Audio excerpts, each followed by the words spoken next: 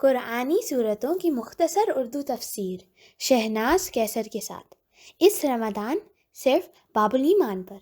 السلام علیکم رحمۃ اللہ وبرکاتہ۔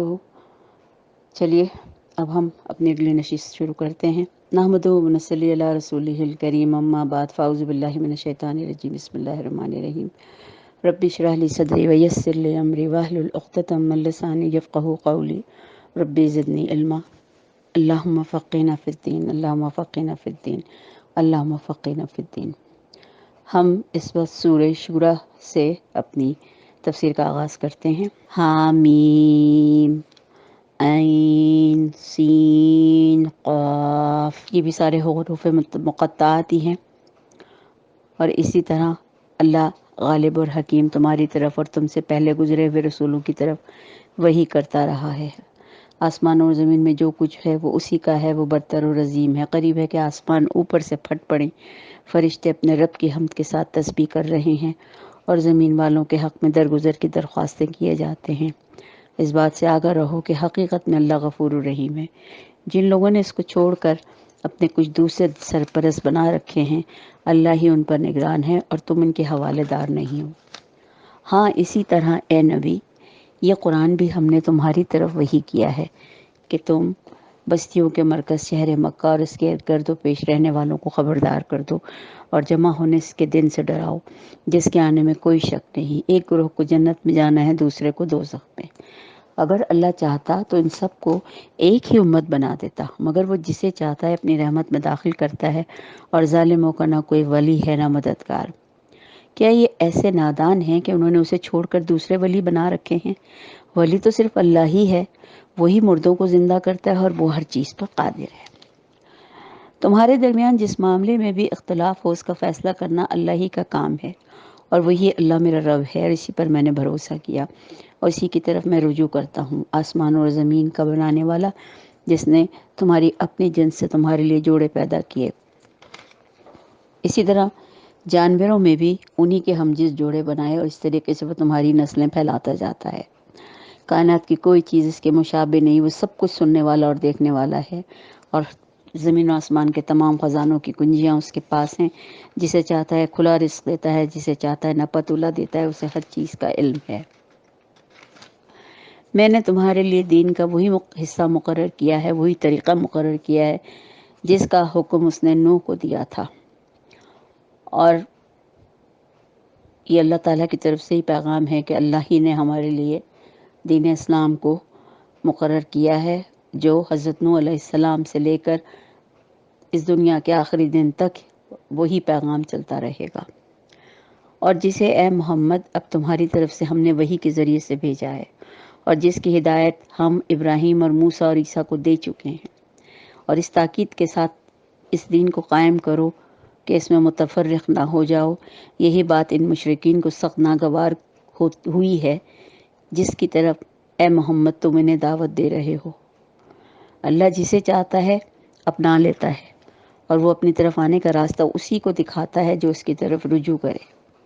لوگوں میں جو تفرقہ رونما ہوا، اس کے بعد ہوا یہ کہ جو علم کے پاس آ چکا تھا، اور وہ کچھ اس وجہ سے بھی ہوا کہ وہ آپس میں ایک دوسرے پر زیادتی کرنا چاہتے تھے۔ یعنی آپس کے جو فرق اور آپس کے جو تفرقے اور گروہ بازیاں ہیں، یہ دراصل اس لیے کہ ہر آدمی اور ہر گروہ دوسرے گروہ سے اپنے آپ کو برتر سمجھتا ہے۔ اگر تیرا رب پہلے یہ نہ فرما چکا ہوتا کہ ایک مقررہ وقت تک فیصلہ ملتوی رکھا جائے گا، تو ان کا قصہ پاک کر دیا جاتا، اور حقیقت یہ ہے کہ اگلوں کے بعد جو لوگ کتاب کے وارث بنائے گئے وہ اس کی طرف سے بڑے ہی شک میں پڑے ہوئے ہیں۔ چونکہ حالت یہ ہو چکی ہے، اس لیے اے محمد اب تم اسی دین کی طرف دعوت دو جس کے لیے تمہیں حکم دیا گیا ہے، اسی پر مضبوطی کے ساتھ قائم ہو جاؤ، اور ان لوگوں کی خواہشات کی اتباع نہ کرو۔ ان سے کہہ دو کہ اللہ نے جو کتاب بھی نازل کی ہے میں اس پر ایمان لایا، اور مجھے حکم دیا ہے کہ میں تمہارے درمیان انصاف کروں، اور اللہ ہی ہمارا رب ہے، تمہارا بھی رب ہے۔ ہمارے اعمال ہمارے لیے ہیں، تمہارے اعمال تمہارے لیے، اور ہمارے اور تمہارے درمیان کوئی جھگڑا نہیں۔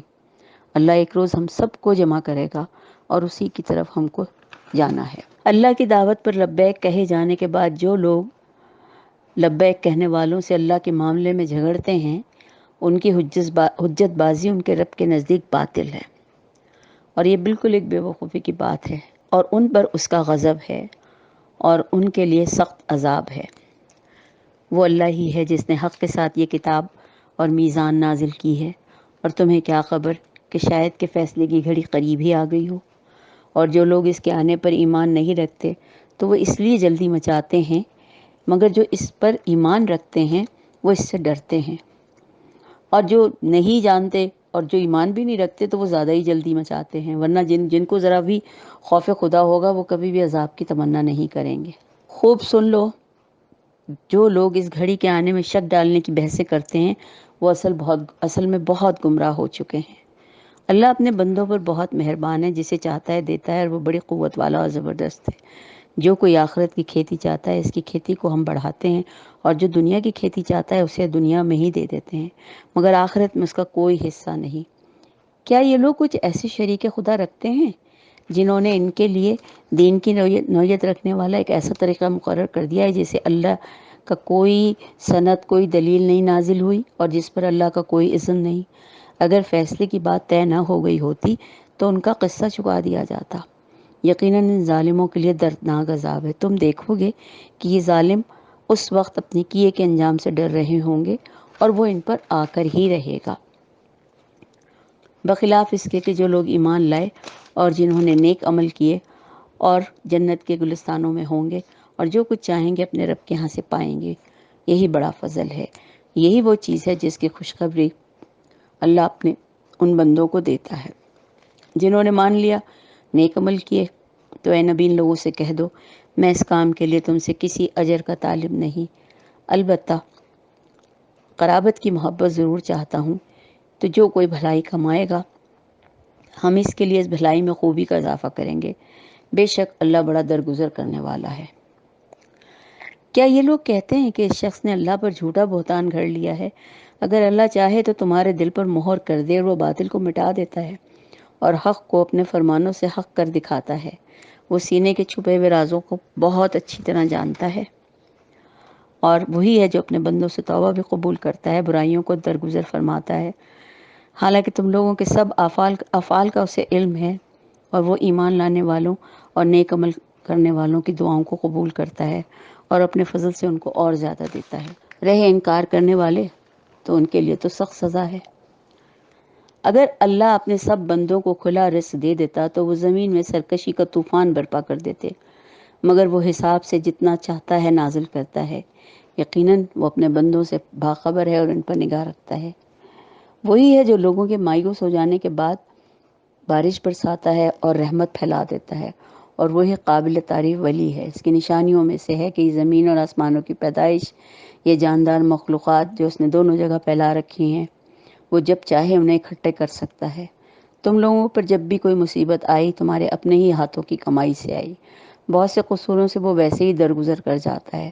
تم میں سے کوئی بھی ایسا نہیں جو زمین میں اپنے خدا کو عاجز کر دے، اور اللہ کے مقابلے میں تم کوئی حامی اور ناصر بھی نہیں رکھتے۔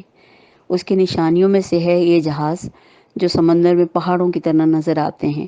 اللہ جب چاہے ہوا کو ساکن کر دے، اور یہ سمندر کی پیٹھ پر کھڑے کے کھڑے رہ جائیں۔ اس میں بڑی بڑی نشانیاں ہیں ہر اس شخص کے لیے جو صبر و شکر کرنے والا ہے، یا ان پر سوار ہونے والوں کے لیے، یعنی جو جہازوں پر سوار ہوتے ہیں۔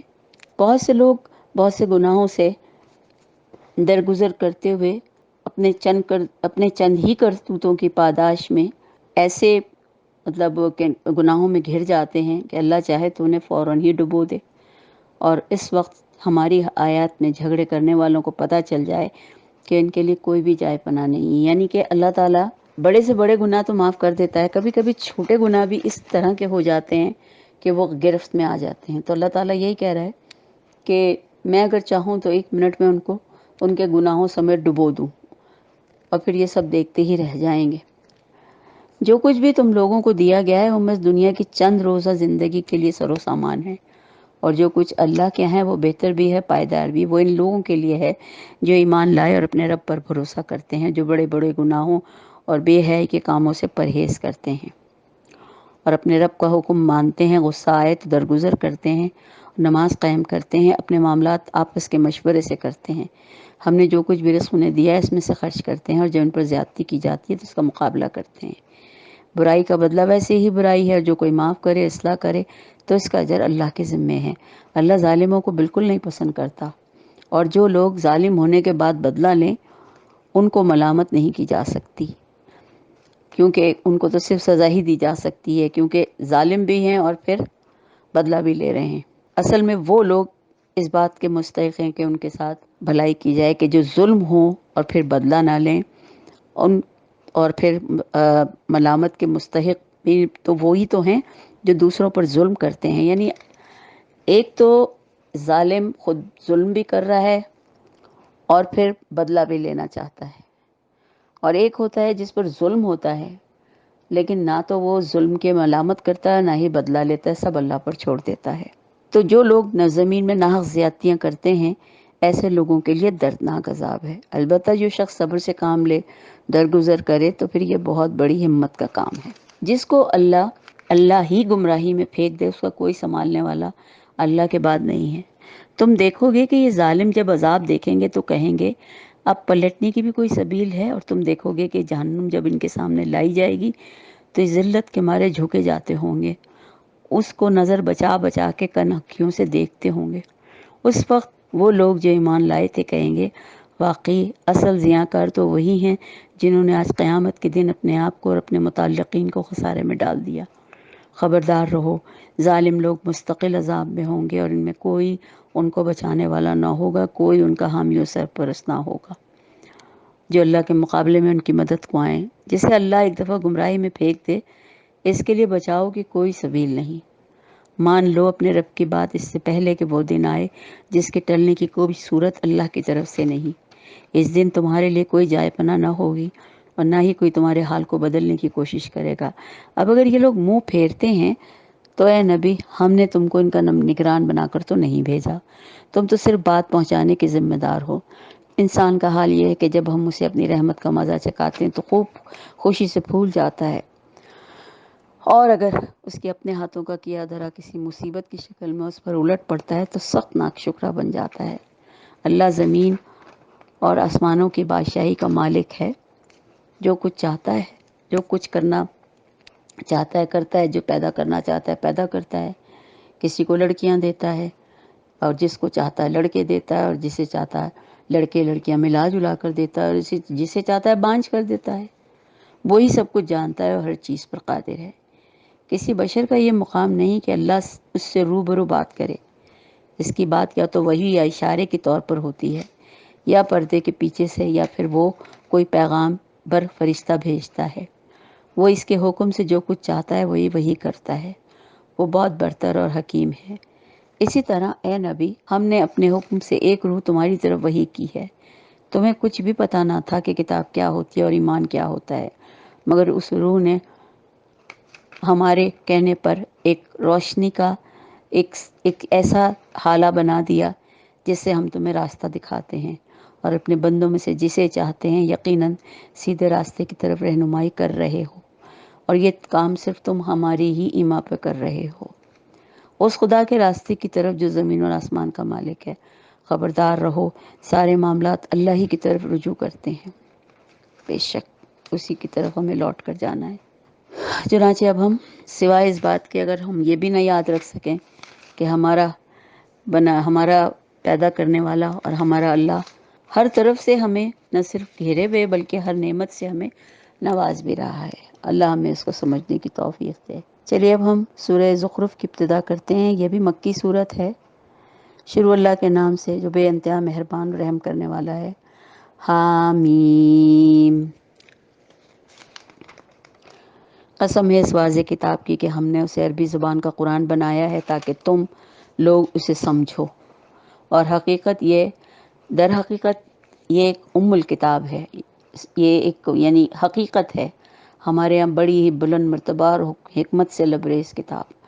اب کیا تم ہم سے بیزار ہو کر یہ درس نصیحت جو ہم تمہارے پاس بھیجتے ہیں اور اس کو بھیجنا چھوڑ دیں، صرف اس لیے کہ ہم تم سے بیزار ہو جائیں، اور یا یہ کہ تم ہم سے بیزار ہو جاؤ، تو یہ تم اپنے حد سے گزری ہوئی بات کرتے ہو، کیونکہ تم حد سے خود ہی گزر گئے ہو۔ بھلا تم اللہ کو کس طرح سے یہ یہ بیزار کر سکتے ہو یا عاجز کر سکتے ہو؟ اللہ کا فیصلہ اپنی جگہ اٹل فیصلہ ہے۔ پہلے گزری ہوئی قوموں میں بھی بارہا ہم نے نبی بھیجے، کبھی ایسا نہیں ہوا کہ کوئی نبی ان کے ہاں آیا اور انہوں نے اس کا مذاق نہ اڑایا ہو۔ جو لوگ ان سے بہت زیادہ طاقتور تھے، مگر آخرکار ہم نے انہیں ہلاک کر دیا۔ پچھلے قوموں کی مثالیں گزر چکی ہیں۔ اگر تم ان لوگوں سے پوچھو کہ زمین اور آسمان کو کس نے پیدا کیا، تو وہ خود کہیں گے کہ اسی زبردست علیم ہستی نے پیدا کیا ہے۔ وہی نا جس نے تمہارے لیے زمین کو گہوارہ بنایا، تمہاری خاطر راستے بنا دیے تاکہ تم اپنے منزل مقصود کو پا سکو، جس نے ایک خاص مقدار میں زمین سے پانی اتارا اور اس کے ذریعے سے مردہ زمین کو زندگی دی، جس پر تو ایک روز تم اسی زمین پر ایک روز تم اس میں سے برآمد کیے جاؤ گے۔ ظاہر ہے یہی مٹی میں ہی دفن ہوں گے نا، اور مٹی سے ہی نکالے جائیں گے۔ وہی ہے جس نے تمام جوڑے پیدا کیے، جس نے تمہارے لیے کشتیوں اور جانوروں کو سواری قابل بنایا تاکہ تم ان کی پشت پر چڑھو۔ جب ان پر بیٹھو تو اپنے رب کا احسان یاد کیا کرو اور کہو پاک ہے وہ اللہ جس نے ہمارے لیے ان چیزوں کو مسخر کر دیا، ورنہ ہم انہیں قابو میں لانے کی طاقت نہ رکھتے تھے۔ ایک روز ہمیں اپنے رب کی طرف ضرور پلٹنا ہے۔ یہ سب کچھ جانتے مانتے ہوئے بھی ان لوگوں نے اس کے بندوں میں سے بعض کو اس کا جز بنا ڈالا، یعنی جو حضرت عیسیٰ کے لیے کہا گیا کہ اللہ کا بیٹا ہے، تو اللہ تعالیٰ یہی کہہ رہا ہے کہ انہوں نے بعض کو اس کا جز بنا ڈالا۔ حقیقت یہ ہے کہ انسان بڑا کھلا اور احسان فراموش ہے۔ کیا اللہ نے اپنی مخلوق میں سے اپنے لیے صرف بیٹیاں انتخاب کی اور تمہیں بیٹیوں سے نوازا؟ اور حال یہ ہے کہ جس اولاد کو یہ لوگ اس خدائے رحمان کی طرف منسوب کرتے ہیں، اس کی ولادت کا مژدہ جب ان کے پاس جاتا ہے، یعنی جب بیٹیاں پیدا ہونے کی اطلاع آتی ہے، تو ان کا منہ جو ہے ایک دم سیاہ پڑ جاتا ہے اور غم سے بھر جاتا ہے۔ تو کیا اللہ کے حصے میں وہ اولاد آئی ہے جو زیوروں میں پالی جاتی ہے، یعنی لڑکیاں، اور بحث و حجت میں اپنا مدعا پوری طرح واضح بھی نہیں کر سکتی؟ عام طور پہ عورتوں کے لیے یہی کہا جاتا ہے کہ وہ اتنی ذہین فتین جو خاص طور پہ بحث و مباحثے کے لحاظ سے ہوں وہ نہیں ہوتی۔ تو قرآن بھی یہی کہہ رہا ہے کہ اکثر بحث و حجت میں وہ اپنا مدعا پوری طرح واضح بھی نہیں کر سکتی۔ انہوں نے فرشتوں کو جو خدائے رحمان کے خاص بندے ہیں عورتیں قرار دے دیا۔ کیا ان کے جسموں کی ساخت انہوں نے دیکھی ہے؟ ان کی گواہی لکھ لی جائے گی اور انہیں اس کی جواب دہی بھی کرنی ہوگی کہ اللہ پہ کیسے جھوٹ باندھا۔ یہ کہتے ہیں کہ اگر خدائے رحمان چاہتا کہ ہم ان کی عبادت نہ کریں، یعنی اپنے ان خداؤں کی، تو ہم کبھی ان کو نہ پوچھتے۔ یہ اس معاملے کی حقیقت کو قطعی نہیں جانتے، محض اپنی طرف سے قیافے لڑاتے ہیں۔ کیا ہم نے اس سے پہلے انہیں کوئی کتاب دی تھی جس کی سند اپنی اس ملائکہ پرستی کے لیے یہ اپنے پاس رکھتے ہوں؟ نہیں، بلکہ یہ کہتے ہیں کہ ہم نے اپنے باپ دادا کو ایک طریقے پر پایا ہے اور اب ہم انہی کے نقش قدم پر چل رہے ہیں۔ اس طرح تم سے پہلے جس بستی میں بھی ہم نے کسی کو نذیر بنا کر بھیجا، اس کے کھاتے پیتے ہوئے لوگوں نے یہی کہا کہ ہم نے تو صرف باپ دادا کو جس طریقے پر پایا ہے ہم اسی پر چلیں گے، ہمیں اس سے کوئی غرض نہیں کہ تم کیا لے کر آئے ہو۔ ہر نبی نے ان سے پوچھا تھا کیا تم اسی ڈگر پہ چلے جاؤ گے؟ خواہ میں تمہیں اس راستے سے زیادہ اچھا راستہ بتاؤں جس پر تم نے اپنے باپ دادا کو پایا ہے؟ تو انہوں نے سارے سوار رسولوں کو یہی جواب دیا کہ جس دین کی طرف تم بلانے کے لیے بھیجے گئے ہو ہم اس کے کافر ہیں، ہم اس کو نہیں مانتے۔ آخرکار ہم نے ان کی خبر لے ڈالی اور دیکھو ان کا کیا انجام ہوا۔ یاد کرو وہ وقت جب ابراہیم نے اپنے باپ اور اپنی قوم سے کہا تھا کہ تم جن کی بندگی کرتے ہو میرا ان سے کوئی تعلق نہیں، میرا تعلق تو صرف اس سے ہے جس نے مجھے پیدا کیا، وہی میری رہنمائی کرے گا۔ اور ابراہیم یہی کلمہ اپنی اولاد میں چھوڑ گیا تھا تاکہ وہ اس کی طرف رجوع کریں۔ اس کے باوجود جب لوگ دوسروں کی بندگی کرنے لگے تو میں نے ان کو کیا مٹھا نہیں دیا، بلکہ میں نے انہیں اور ان کے باپ دادا کو متاع حیات بھی دی، یہاں تک کہ ان کے پاس حق اور کھول کھول کر بیان کرنے والا رسول بھی آ گیا۔ یعنی اللہ تعالیٰ نے ان سارے نہ ماننے والے کافروں کی پوری نسلوں کو ختم کرنے کے باوجود کچھ ایسے لوگ پھر بھی زندہ رہے جو کفر پر ہی چلتے رہے، اور یہ اس وجہ سے بھی تھا کہ آنے والے وقتوں میں اللہ کو پتہ تھا، اللہ کے پاس پلان تھا کہ مزید کتابیں، مزید نبی آئیں گے اور ان تمام بہکے ہوئے لوگوں کو اور منکر لوگوں کو پیغام دیں گے، تو لہٰذا اللہ تعالیٰ نے ان کو باقی بھی رکھا تھا۔ بلکہ میں نے انہیں اور ان کے باپ دادا کو متاع حیات بھی دی، یہاں تک کہ ان کے پاس حق کھول کھول کر بیان کرنے والا رسول آ گیا، مگر وہ حق جب ان کے پاس آیا تو انہوں نے کہہ دیا کہ یہ تو جادو ہے اور ہم تو اس کو نہیں مانتے۔ کہتے ہیں یہ قرآن دونوں شہروں کے بڑے آدمیوں میں سے کسی پر کیوں نہیں نازل ہوا، یعنی مکہ یا مدینہ، اس میں سے جو بڑے امیر لوگ تھے ان پر کیوں نہیں نازل ہوا؟ کیا تیرے رب کی رحمت کی تقسیم یہ لوگ کرتے ہیں؟ دنیا کی زندگی میں ان کی گزر بسر کے ذرائع تو ہم نے ہی ان کے درمیان تقسیم کیے، اور پھر ان میں سے کچھ لوگوں پر ہم نے فوقیت دی تاکہ ایک دوسرے سے خدمت لیں، اور تیرے رب کی رحمت یعنی نبوت اس دولت سے زیادہ قیمتی ہے جو ان کے رئیس سمیٹ رہے ہیں۔ یہ اندیشہ نہ ہوتا کہ سارے لوگ ایک ہی طریقے کے ہو جائیں گے تو ہم خدائے رحمان سے کفر کرنے والوں کے گھروں کی چھتیں، ان کی سیڑھیاں جن سے وہ اپنے بالا خانوں پر چڑھتے ہیں، اور ان کے دروازے اور ان کے تخت جس پر وہ تکیے لگا کر بیٹھتے ہیں، سب چاندی اور سونے کے بنا دیتے۔ یہ تو محض حیات دنیا کی متاع ہے، آخرت تیرے رب کے ہاں صرف متقین کے لیے ہے۔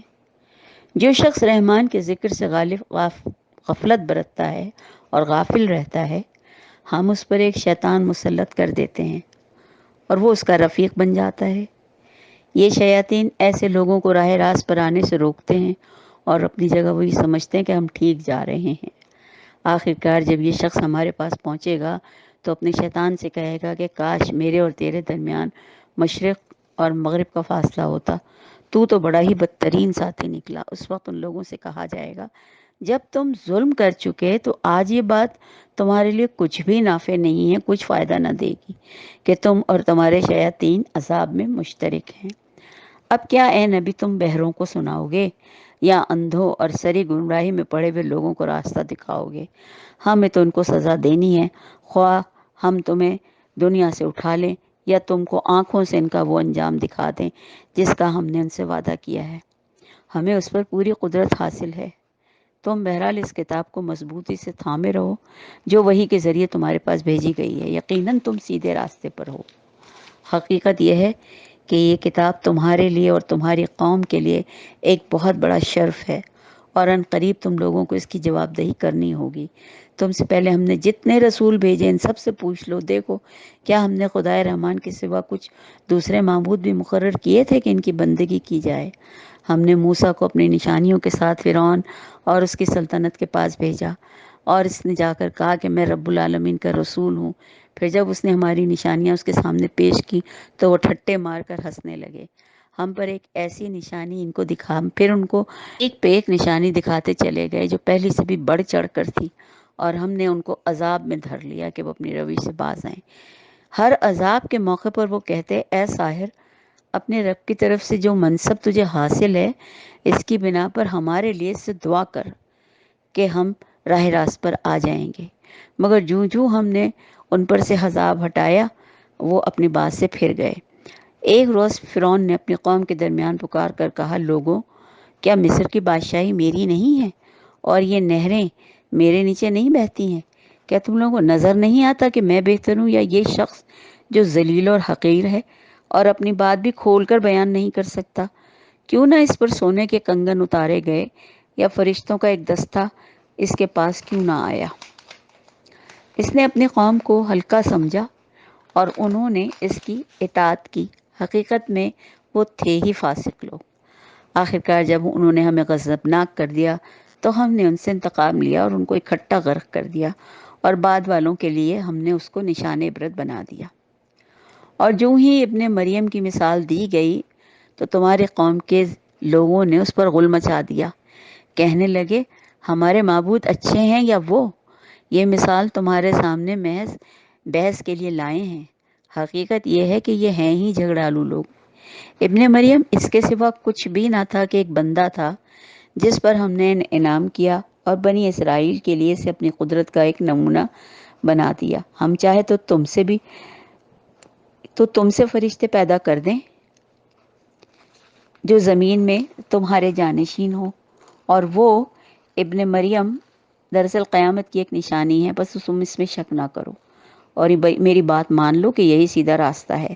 ایسا نہ ہو کہ شیطان تم کو اس سے روک دے، کیونکہ وہ تمہارا کھلا دشمن ہے۔ جب عیسیٰ سری نشانیاں لیے ہوئے تمہارے پاس آیا تو اس نے کہا تھا کہ میں تم لوگوں کے پاس حکمت لے کر آیا ہوں، اور اس لیے آیا ہوں کہ تم پر بعض ان باتوں کی حقیقت کھول دوں جن میں تم اختلاف کرتے ہو، لہٰذا تم اللہ سے ڈرو اور میری اطاعت کرو۔ حقیقت یہ ہے کہ اللہ ہی میرا بھی رب ہے اور تمہارا بھی، اسی کی عبادت کرو، اور یہی ایک سیدھا راستہ ہے۔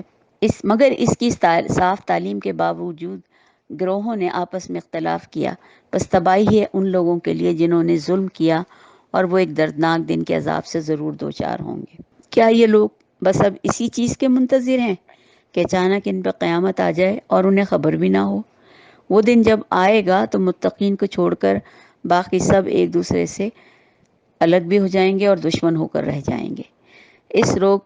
اس روز ان لوگوں سے جو ہماری آیات پر ایمان لائے تھے اور ہماری باتوں کو مانا تھا اور مطیع و فرما بردار بن کر رہے تھے، کہا جائے گا، اے میرے بندو، آج تمہارے لیے کوئی خوف نہیں، نہ تمہیں کوئی غم لاحق ہوگا، جنت میں داخل ہو جاؤ جہاں تمہاری بیویاں تمہارے لیے موجود ہیں، اور تمہیں ہر طرح سے اللہ تعالیٰ خوش کر دے گا۔ ان کے آگے سونے کے تھال اور ساغر گردش کیے جائیں گے، اور ہر من بھاتی غذا اور نگاہوں کو لذت دینے والی چیز وہاں موجود ہوگی۔ ان سے کہا جائے گا، اب تم یہاں ہمیشہ رہو گے، تم اس جنت کے وارث ہو، اور اس کے وارث تم اپنے اعمال کی وجہ سے بنے ہو جو تم دنیا میں کرتے رہے۔ تمہارے لیے یہاں ہر قسم کا پھل موجود ہے، جنہیں کھاؤ اور مزے سے رہو۔ رہے مجرمین تو وہ تو ہمیشہ جہنم کے عذاب میں ہی مبتلا رہیں گے، کبھی ان کے عذاب میں کمی نہ ہوگی، وہ اس میں مایوس پڑے ہوں گے۔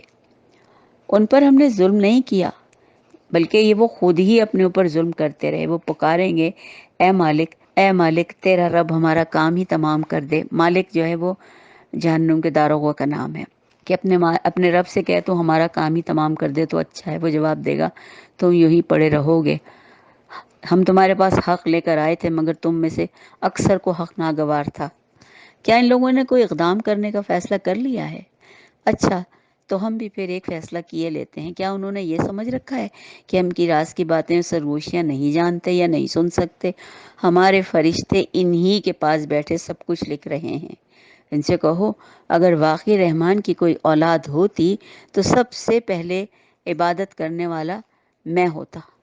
پاک ہے آسمانوں اور زمین کا فرمانرواں، عرش کا مالک، ان ساری باتوں سے جو یہ لوگ اس کی طرف منسوب کرتے ہیں۔ اچھا، تو پھر انہیں اپنے خیالات میں غرق، کھیل کود میں مصروف رہنے دو، یہاں تک کہ وہ اپنا دن بھی دیکھ لیں گے اور وہ انجام بھی دیکھ لیں گے جس کا انہیں خوف دلایا جا رہا ہے۔ وہی ایک آسمان میں بھی خدا ہے اور زمین میں بھی ایک خدا ہے، وہی حکیم اور علیم ہے، بہت بلند اور بالا تر ہے، جس کے قبضے میں زمین اور آسمان کی ہر چیز کی بادشاہی ہے، اور زمین اور آسمان کے درمیان جو کچھ بھی پایا جاتا ہے وہ اس کی دسترس میں بھی ہے اور اس کے علم میں بھی ہے۔ وہی قیامت کی گھڑی کا علم رکھتا ہے، اور وہی اسی کی طرف تم پلٹائے جانے والے ہو۔ اسی کو چھوڑ کر تو یہ لوگ جنہیں پکارتے ہیں وہ کسی شفاعت کا حق نہیں رکھتے، نہ ہی اختیار رکھتے ہیں، اور یہ کوئی علم کی بنا پر حق کی شہادت بھی نہیں دے سکتے، کیونکہ ان کے لیے ناممکن ہے، الا یہ کہ اپنے پاس سے کوئی علم جس کو یہ سمجھ رہے ہیں کہ یہ اس کی شہادت دے سکیں گے۔ اگر تم ان سے پوچھو کہ انہیں کس نے پیدا کیا تو کہیں گے کہ اللہ نے۔ تو پھر یہ کہاں سے دھوکہ کھا رہے ہیں؟ قسم ہے رسول کے اس قول کی کہ اے رب، یہ وہ لوگ ہیں جو مان کر نہیں دیتے۔ اچھا، تو اے نبی، ان سے درگزر کرو اور کہہ دو کہ سلام ہے تمہیں، ان قریب تمہیں معلوم ہو جائے گا۔ چلیے اب سورہ دخان شروع کرتے ہیں۔ یہ بھی مکی آیت ہے اور یہ بھی حروف مقطعات سے ہی شروع ہوتی ہے۔ قسم ہے اس کتاب مبین کی کہ ہم نے اسے ایک بڑی خیر و برکت والی رات میں نازل کیا ہے، کیونکہ ہم لوگوں کو متنبہ کرنے کا ارادہ رکھتے ہیں، اور ہمارا ارادہ پہلے سے ہی طے تھا کہ ہم لوگوں کو خبردار کرنے کے لیے ایک کتاب کو ایک مبارک رات میں اتاریں گے۔ یہ وہ رات تھی جس میں ہر معاملے کا حکیمانہ فیصلہ صادر کیا جاتا ہے، اور ہم ایک رسول بھیجنے والے تھے تیری رحمت کے طور پر، یقیناً وہی سب کچھ جاننے والا اور سننے والا ہے۔ آسمانوں اور زمین میں جو کچھ بھی ہے وہ اس کا مالک ہے، اور اس کے درمیان بھی جو کچھ ہے اللہ اس کا بھی مالک ہے، اور تم لوگ واقعی یقین رکھنے والے ہو۔ کوئی معبود اس کے سوا نہیں، وہی زندگی عطا کرتا ہے، وہی موت دیتا ہے، تمہارا رب اور تمہارے ان اسلاف کا رب جو پہلے سے گزر چکے ہیں، مگر فی الواقع ان لوگوں کو یقین نہیں ہے، بلکہ یہ اپنے حق کے اپنے دین کے معاملے میں شک میں پڑے ہوئے ہیں۔ اچھا تو چلو انتظار کرو اس دن کا جب آسمان دھواں لیے ہوئے آئے گا اور وہ لوگوں پر چھا جائے گا۔ یہ ہے ایک دردناک سزا۔ اب کہتے ہیں کہ اے پروردگار ہم پر سے یہ عذاب ٹال دے، ہم ایمان لاتے ہیں۔ ان کی غفلت کہاں دور ہوتی ہے، ان کا حال تو یہ ہے کہ ان کے پاس رسول مبین آ گیا، پھر بھی یہ اس کی طرف انہوں نے توجہ ہی نہ دی اور کہا یہ تو سکھایا ہوا پڑھایا ہوا باولا ہے۔ ہم ذرا عذاب ہٹائے دیتے ہیں، تم لوگ پھر وہی کچھ کرو گے جو پہلے کر رہے تھے۔ جس روز ہم بڑی ضرب لگائیں گے وہ دن ہوگا اور جب ہم تم سے انتقام لیں گے۔ ہم ان سے پہلے فرعون کی قوم کو اسی آزمائش میں ڈال چکے ہیں۔ ان کے پاس ایک نہایت شریف رسول آیا تھا اور اس نے کہا تھا کہ اللہ کے بندوں کو میرے حوالے کر دو، میں تمہارے لیے ایک امانت دار رسول ہوں، اللہ کے مقابلے میں سرکشی نہ کرو، میں تمہارے سامنے اپنے رسول ہونے کی سری سند پیش کرتا ہوں، اور میں اپنے رب سے اور تمہارے رب سے پناہ لے چکا ہوں اس سے پہلے کہ تم مجھ پر حملہ کرو۔ اگر تم میری بات نہیں مانتے تو تم مجھ پر ہاتھ ڈالنے سے باز رہو۔ آخرکار اس نے اپنے رب کو پکارا کہ یہ لوگ مجرم ہیں۔ جواب دیا گیا اچھا تو راتوں رات میرے بندوں کو لے کر چل پڑ، تم لوگوں کا پیچھا کیا جائے گا اور سمندر کو اس کے حال پر کھلا چھوڑ دے۔ یہ سارا لشکر غرق ہونے والا ہے۔ کتنے ہی باغ چشمے اور کھیت اور شاندار محل تھے جو وہ چھوڑ گئے، کتنے ہی عیش کے سر و سامان جن میں وہ مزے کر رہے تھے سب پیچھے رہ گئے۔ یہ ہوا ان کا انجام، اور ہم نے دوسروں کو ان چیزوں کا وارث بنا دیا۔ پھر نہ آسمان ان پر رویا نہ زمین، اور ذرا سی بھی مہلت ان لوگوں کو نہ دی گئی۔ اسی طرح ہم نے بنی اسرائیل کو سخت ذلت کے عذاب فرعون سے نجات دی، جو حد سے گزر جانے والوں میں بڑے اونچے درجے کا آدمی تھا۔ ان کی حالت جانتے ہوئے بھی ہم نے ان کو دنیا کی دوسری قوموں پر ترجیح دی، یعنی بنی اسرائیل کو، اور انہیں ایسی نشانیاں دکھائیں جو یعنی صریحاً آزمائش تھی۔ یہ لوگ کہتے ہیں ہماری پہلی موت کے سوا تو کچھ بھی نہیں، ہم تو صرف مریں گے اور ختم زندگی، اس کے بعد دوبارہ تو نہیں اٹھائے جائیں گے۔ اگر تم سچے ہو تو ہمارے باپ دادا کو اٹھا لاؤ، یہ بہتر ہیں، یا وہ قوم جو کہ اس سے پہلے کے لوگ جو کہ ختم کر دیے گئے اور جن کو تباہ و برباد کر دیا گیا، اور ہم نے ان کو اسی بنا پہ تباہ برباد کیا تھا کہ وہ مجرم ہو گئے تھے۔ یہ آسمان اور زمین اور ان کے درمیان کی چیزیں ہم نے کچھ کھیل کود کے طور پہ نہیں بنائی ہیں، ان کو ہم نے برحق پیدا کیا ہے، مگر ان میں سے اکثر لوگ نہیں جانتے۔ اور ان سب کے اٹھائے جانے کا ایک وقت مقرر ہے، ایک فیصلے کا دن مقرر ہے، وہ دن جب کوئی اپنے کسی قریبی عزیز کے کچھ کام نہ آئے گا اور نہ ہی کوئی مدد دے سکے گا سوائے اس کے کہ اللہ ہی کسی پر رحم کرے، اور وہ زبردست رحیم ہے۔ اللہ کے اذن کے بغیر کچھ بھی ممکن نہیں ہوگا اور کوئی کسی کی مدد نہ کر سکے گا۔ زقوم کا درخت گناہ گار کا کھانا ہوگا، تیل کی تلچھٹ جیسا پیٹ میں ایسے جوش کھائے گا جیسے کھولتا ہوا پانی، اور وہ پکڑو اسے اور رگیڑتے ہوئے، اور مطلب یہ ان کا کھانا ہوگا، زقوم کا درخت اور تیل کی تلچھٹ جیسا کھولتا ہوا پانی۔ اور پھر اللہ فرمائے گا کہ پکڑو انہیں اور سیدھے جہنم کے بیچوں بیچ میں انڈیل دو اور ان کے سر پر کھولتے ہوئے پانی کا عذاب ڈالو، چکھ اس کا مزہ، تو بڑا زبردست عزت دار آدمی ہے۔ یہ وہی چیز ہے جس کے آنے میں تم لوگ شک رکھتے تھے، یعنی نعوذ باللہ، استغفر اللہ۔ یعنی جو لوگ بھی آج تکبر کرتے ہیں اور اللہ کے ساتھ تکذیب کرتے ہیں تو ان کا بھی کم و بیش ایسا ہی انجام ہونے والا ہے جو اللہ نے ان تمام بادشاہوں کے ساتھ اور ان تمام قوموں کے ساتھ کیا۔ خدا ترس لوگ امن کی جگہ میں ہوں گے، باغوں چشموں میں حریر و دیبا کے کپڑے پہنے ہوئے آمنے سامنے بیٹھے ہوں گے، ان کی شان ہوگی اور ان کی گوری گوری آہو چشم عورتیں ہم ان سے بیاہ دیں گے، وہ وہاں اطمینان سے رہیں گے، یعنی بہت خوبصورت حوروں سے ان کی شادیاں ہوں گی اور وہ ہر طرح کی لذیذ چیز جو چاہیں گے طلب کریں گے۔ وہ وہاں موت کا مزہ کبھی نہ چکھیں گے کیونکہ موت کو بھی ختم کر دیا جائے گا۔ اس دنیا میں جو موت آ چکی سو آ چکی، اللہ اپنے فضل سے ان کو جہنم کے عذاب سے بچا دے گا اور یہی سب سے بڑی کامیابی ہے۔ ظاہر اس سے بڑی تو کامیابی ہی کیا ہے۔ اے نبی، ہم نے اس کتاب کو تمہاری زبان میں آسان تر بنا دیا تاکہ یہ لوگ اس سے نصیحت حاصل کریں۔ تم بھی انتظار کرو، اب یہ بھی منتظر ہیں۔ سورہ جاسیہ، یہ بھی حامیم سے ہی شروع ہو رہی ہے۔ اس کتاب کا نزول اللہ کی طرف سے ہے جو زبردست حکمت والا ہے۔ حقیقت یہ ہے کہ آسمان و زمین میں بے شمار نشانیاں ہیں ایمان لانے والوں کے لیے، اور تمہاری اپنی پیدائش میں اور ان حیوانات میں جن کو اللہ نے زمین میں پھیلا دیا ہے اور مستقل پھیلا رہا ہے، بڑی نشانیاں ہیں ان لوگوں کے لیے جو یقین لانے والے ہیں۔ اور شب و روز کے فرق اور اختلاف میں اور اس کے رزق میں جسے اللہ نے آسمان سے نازل فرما دیا ہے، پھر اس کے ذریعے سے مردہ زمین کو زندگی دیتا ہے۔ ہواؤں کی گردش میں بہت سی نشانیاں ان لوگوں کے لیے جو عقل سے کام لیتے ہیں۔ یہ اللہ کی نشانیاں ہیں جنہیں ہم تمہارے سامنے ٹھیک ٹھیک بیان کر رہے ہیں۔ اب اگر اللہ کی ان آیات کے سننے کے بعد اور کون سی آیات ہوں گی جن پر یہ ایمان لائیں گے؟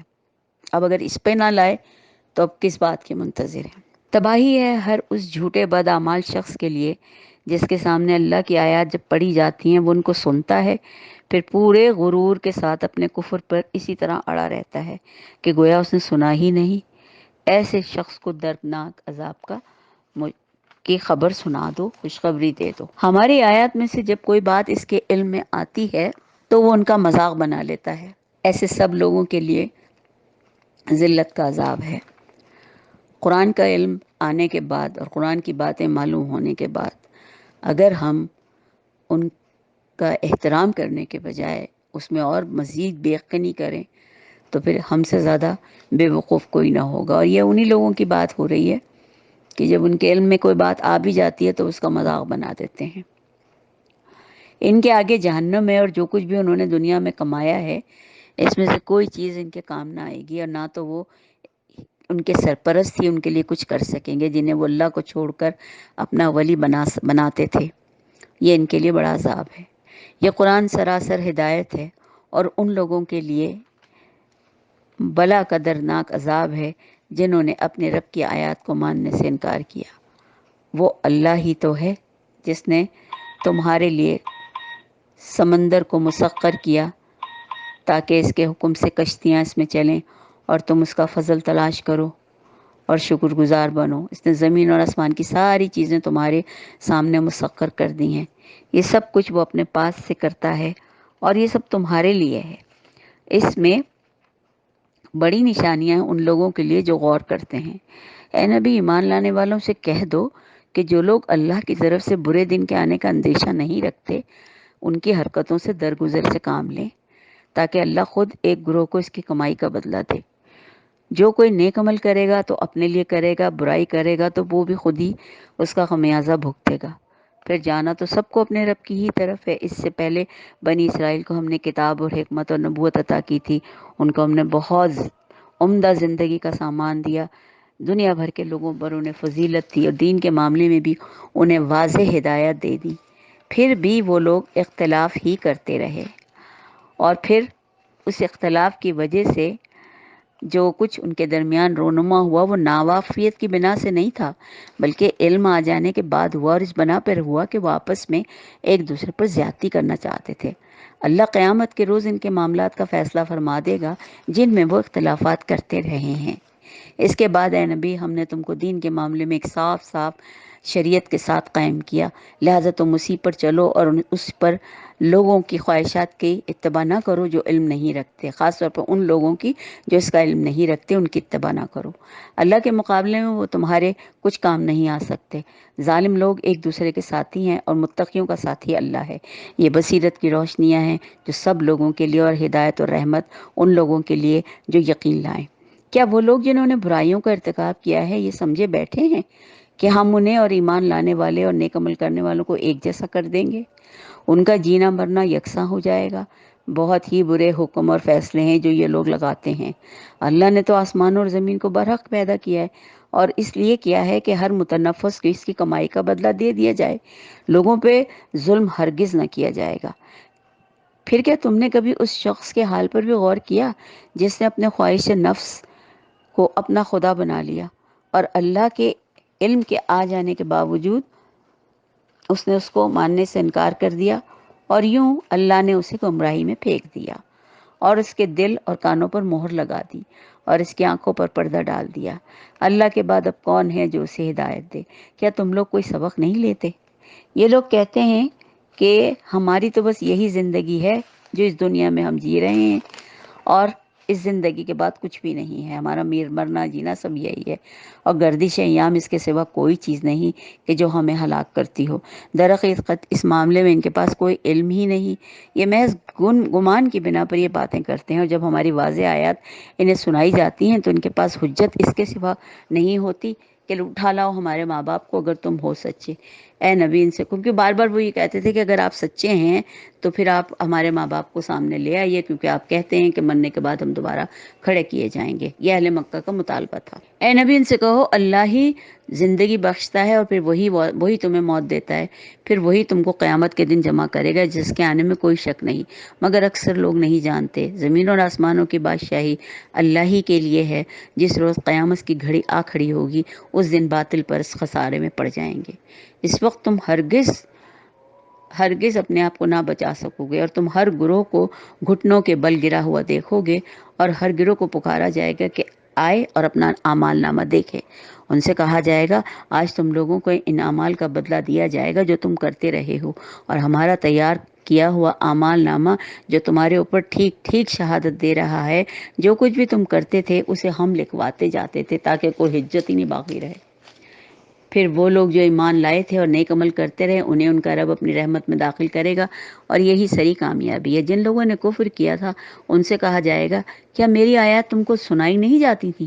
مگر تم نے تکبر کیا اور مجرم بن کر رہے، اور جب کہا جاتا تھا کہ اللہ کا وعدہ برحق ہے اور قیامت آنے میں کوئی شک نہیں تو تم کہتے تھے کہ ہم نہیں جانتے کہ قیامت کیا ہوتی ہے، ہم تو بس ہلکا سا خیال یا گمان رکھتے ہیں، ہم کو یقین نہیں ہے۔ اس وقت ان پر ان کے اعمال کی برائیاں کھل جائیں گی اور اسی چیز کے پھیر میں آ جائیں گے جس کا مذاق اڑاتے تھے، اور ان سے کہہ دیا جائے گا کہ آج بھی اسی طرح تمہیں ہم بھلائے دے رہے ہیں جس طرح تم نے اس دن کی ملاقات کو بھلا دیا تھا اور تم بھول گئے تھے کہ تمہیں واپس میرے پاس پلٹ کر آنا ہے۔ اب تمہارا ٹھکانہ دوزخ ہے اور کوئی تمہاری مدد کرنے والا نہیں۔ تمہارا انجام یہ اس لیے ہوا کہ تم نے اللہ کی آیات کا مذاق بنا لیا تھا اور تمہیں دنیا کی زندگی نے دھوکے میں ڈال دیا تھا، لہٰذا آج نہ یہ لوگ دوزخ سے نکالے جائیں گے اور نہ ان سے یہ کہا جائے گا کہ معافی مانگ کر اپنے رب کو راضی کرو۔ بس ساری تعریف اللہ ہی کے لیے ہے جو زمین و آسمان کا مالک ہے، سارے جہانوں کا پروردگار، اور زمین اور آسمان میں بڑائی اسی کے لیے، اور وہی زبردست اور دانا ہے۔ اگر یہاں ایک بات غور سے دیکھیں کہ اللہ کی آیات کا مذاق بنا لیا تھا، اللہ کی آیات کا مذاق بنانے سے مطلب ایک تو وہی گروہ ہے جو کہ مکمل طور پہ صریح طور پر نہ صرف اس کو جھٹلاتا ہے اور اس کا مذاق بھی اڑاتا ہے، مگر اگر ہم غور سے دیکھیں تو ہم بھی کہیں نہ کہیں یہی کام کر رہے ہوتے ہیں، کیونکہ جب ہم اللہ کی آیات کو مانتے نہیں، ان پر عمل نہیں کرتے، تو گویا ہم ایک طرح سے اللہ کی باتوں کی تکذیب ہی کر رہے ہیں نا، باوجود اس کے کہ ہم کلمہ گو ہیں، لیکن محض شیطان کی چالوں میں آ کے ہم کبھی کبھی اپنے دین کا راستہ کھوٹا کر لیتے ہیں، اور یہی وجہ ہے کہ اکثر ہمارے اعمال ہمیں دھوکہ دے جاتے ہیں، اور ہم بڑے خوش ہوتے ہیں کہ اللہ بہت غفور الرحیم ہے، وہ ہمیں بخش دے گا، وہ ہمیں معاف کر دے گا، لیکن اللہ ہی کہہ رہا ہے نا میں سریع الحساب بھی ہوں، حساب لینے میں بہت تیز بھی ہوں۔ تو ہمیں یہ یاد رکھنا چاہیے۔ اللہ تعالیٰ ہمیں اس بات کی توفیق دے کہ ہم یہ یاد رکھ سکیں کہ اللہ رحیم و کریم ہے، لیکن اس کے ساتھ ساتھ حساب لینے میں بھی بہت تیز ہے، اور وہ کسی کے ساتھ ظلم نہیں کرے گا۔ ہر ایک کو اس کا حق اس کی کمائی کے مطابق دے دیا جائے گا۔ اللہ تعالیٰ ہمیں اس دن کامیابی سے سرفراز کرے، اور وہ بڑی کامیابی دے جس کے ہم بہت دل سے یعنی چاہتے ہیں، لیکن خدا کرے کہ ہمارے اعمال بھی ہمارا ساتھ دے سکیں۔ وما آخر دعوانا ان الحمد للہ رب العالمین۔ انشاءاللہ اگلی نشست میں ہم سورہ احقاف شروع کریں گے۔ چلیے، السلام علیکم رحمۃ اللہ وبرکاتہ۔